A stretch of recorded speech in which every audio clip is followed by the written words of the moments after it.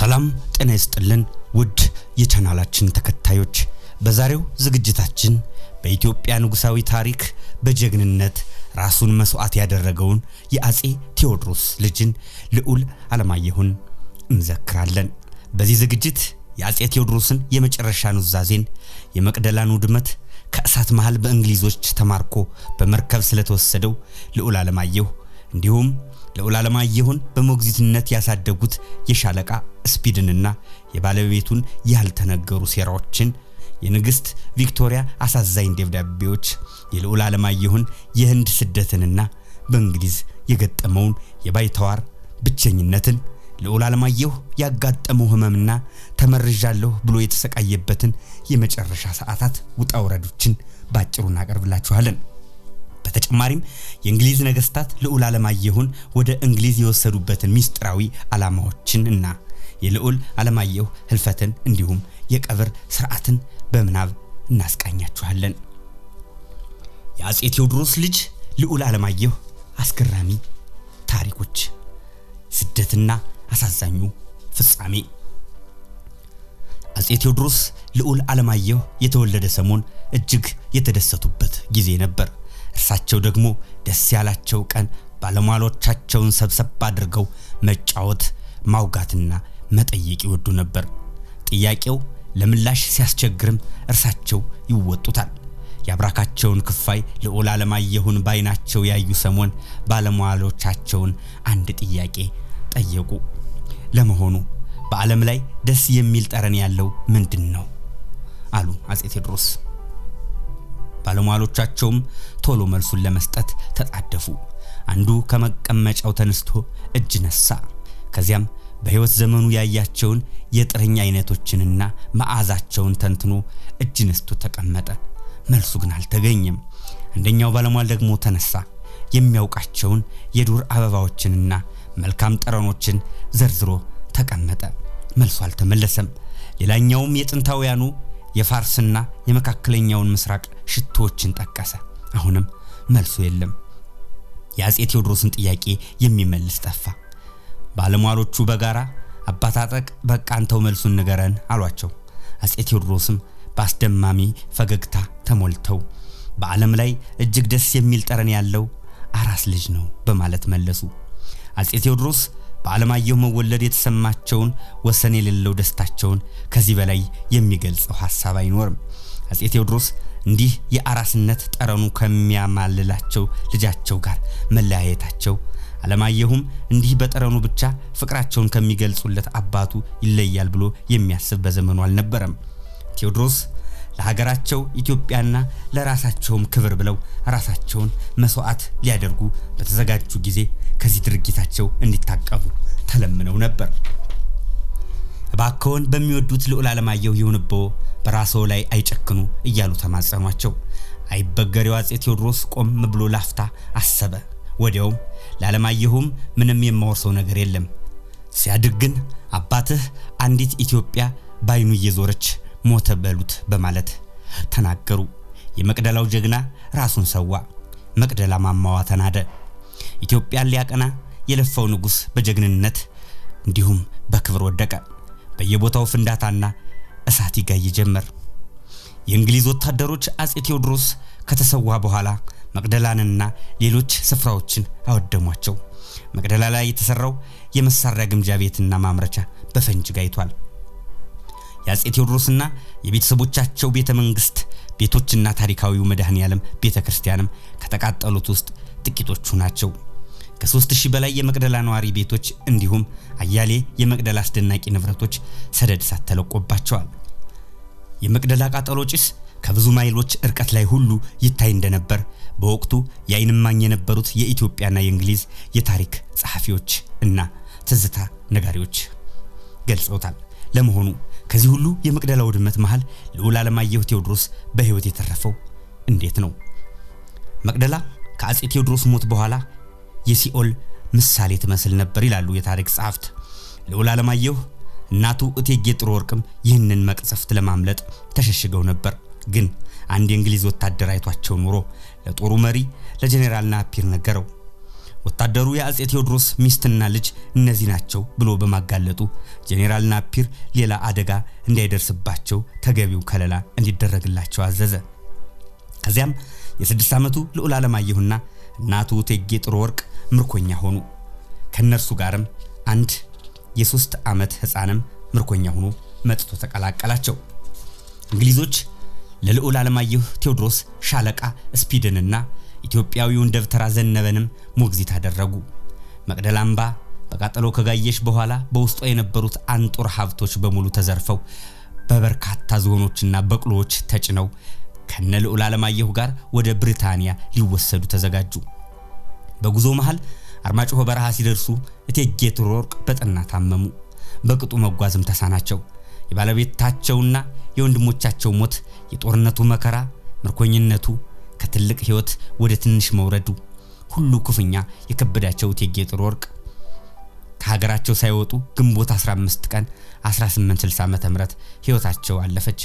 በህመም ያቃሰቱ ሳሉ ግን ስለ ልጃቸው አለማየሁ ጄኔራል ናፒን አስጠልተው የሚከተለውን ነገሩት። እኔ እንግዲህ መሞቴ ነው። ያለማየሁን ነገር አደራ። አባቱ ከመሞታቸው በፊት እንግሊዝ ሀገር ሂዶ እንዲማር ከፍተኛ ፍላጎት ስለነበራቸው ልዑል አለማየሁን ውሰዱና አስተምራችሁ ወደ ሀገሩ ላኩልን፣ ውለታችሁን ግን አምላክ በሰማይ ቤት ይክፈላችሁ ብለው በተናዘዙ በሁለተኛው ቀን አረፉ። ቀብራቸውም በሸለቆት ገዳም ተፈጸመ። የእቴጌ ጥሩ ወርቅ እናት የአለማየሁ አያት ወይዘሮ ላቂያየም ልዕልት ቪክቶሪያ እግዚአብሔር አባቱንና እናቱን ቢነሳውም እርሶን ሰጥቶታል። እኔም አለማየሁን ካላየሁት ከሞቱት ቁጥር ነኝ። እርሶን እናቴ ይላል። የቀረኝ የልጄ ልጅ አለማየሁ ነውና አደራውን ይጠብቁልኝ። መድኃኔዓለም መንግስቶን ያስፋ ጠላቶንም ያጥፋ በማለት ደብዳቤውን ልከው ነበር። ከአንድ ወር የባህር ጉዞ በኋላ አለማየሁ ቴዎድሮስ ሻለቃ ስፒድ ደብተራ ዘነበና የ3 ዓመቱ ሕፃን ከዓመታት ካደጉ በኋላ የኢትዮጵያ የመጀመሪያው ሐኪም ወርቅነህ እሸቴ በእንግሊዝ ለንደን ከተማ ደረሱ። ልዑል አለማየሁ ወደ ዊንድሰር ቤተመንግስት ንግስቲቱ ዘንድ በቀረበ ጊዜ ልዕልት ቪክቶሪያ ትክ ብለው አይተው አቀፉት። በወቅቱ የተሰማቸውን ስሜትም ጊዜው በጋ ነበር። ውድ አለማየሁ የአጼ ቴዎድሮስ ልጅ ያጌጡ የአቢሲኒያ ልብሶችን ለብሶ ከሻለቃ ስፒድ ጋር ብቅ አለ። ከፍ ያለ ደስታ ተሰማኝ። ቀረብ ብዬ አቀፍኩ። ሁል ጊዜ ስለ አባቱ የምንሰማው ቁጣ ግን ከፊቷ አይነበብም። በጣም አይናፋር ሆኖ አገኘሁት። በእንግሊዘኛም ትንሽ አነጋገርኩት በማለት ንግስት ቪክቶሪያ በማስታወሻቸው ላይ ጽፈዋል። ልዑል አለማየሁን ወደ ህንድ በመውሰድ የተፈጠረው ጥፋት። ልዑል አለማየሁ በእንግሊዝ ሲኖር ሞግዚቱ የነበረው ሻለቃ ስፒድ በወር ደመወዙ ላይ 400 ፓውንድ ተጨመረለት። ሻለቃው ለንግስቲቱ ስለ አለማየሁ ሁኔታ በየጊዜው ሪፖርት ያቀርብ ነበር። ዳሩ ግን በህንድ ሀገር ለስራ ሲዘዋወር አለማየሁንም ወደዚያው ለመውሰድ ተዘጋጀ። በወቅቱ በእንግሊዝ ደስተኛ የነበረውን አለማየሁን ወደ ህንድ መውሰድ ችግር ሊያስከትል እንደሚችል የእንግሊዝ ባለስልጣናትና ጠቅላይ ሚኒስትር ግላድስተን ተቃውመው ነበር። ልዑል አለማየሁ ከሻለቃ ስፒድና ሚስቱ ጋር በህንድ መኖር ከጀመረም በኋላ ጠቅላይ ሚኒስትር ግላድስተን ልዑሉ ወደ እንግሊዝ እንዲመለስ ለልዕልት ቪክቶሪያ በርካታ የተማጽኖ ደብዳቤዎችን ጽፈው ነበር። ዳሩ ግን ዳጎስ ያለ ጥቅም የሚያገኙት ስፒድና ባለቤቱ አለማየሁ ደስተኛ መሆኑንና እንደተመቸው እየገለጹ ነገስታቱን አሳመኑ። ጠቅላይ ሚኒስትር ግላድስተን ልዑል አለማየሁ ለወደፊቱ በአቢሲኒያ ፖለቲካ ከፍተኛ ሚና እንደሚኖረው፣ የእንግሊዝን ጥቅም እንደሚያስጠብቅ፣ የሀገሩ ዙፋን ወራሽ እንደሆነ፣ የህንድ ኑሮ እንዳልተመቸው፣ ባልና ሚስቱ በሞግዚትነት የሚያገኙት ብር እንዳይቀርባቸው ሲሉ እንደሚዋሹና ልዑል አለማየሁ ደስታ እንደራቀው ገልጸው ነበር።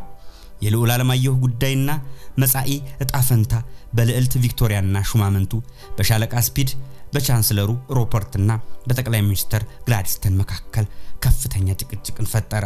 በመጨረሻም ሻለቃ ስፒዲ ወደ ማሌዥያ እንዲዘዋወር ልዑል አለማየሁንም ወደ እንግሊዝ አምጥቶ ለመምህሩ ለጃክሰን ብሌክ እንዲያስረክብ ታዘዘ። ልዑል አለማየሁም ወደ እንግሊዝ መጥቶ ለ4 ዓመታት ከጃክሰን ብሌክ ጋር በትምህርት እየታነጸ ቆየ።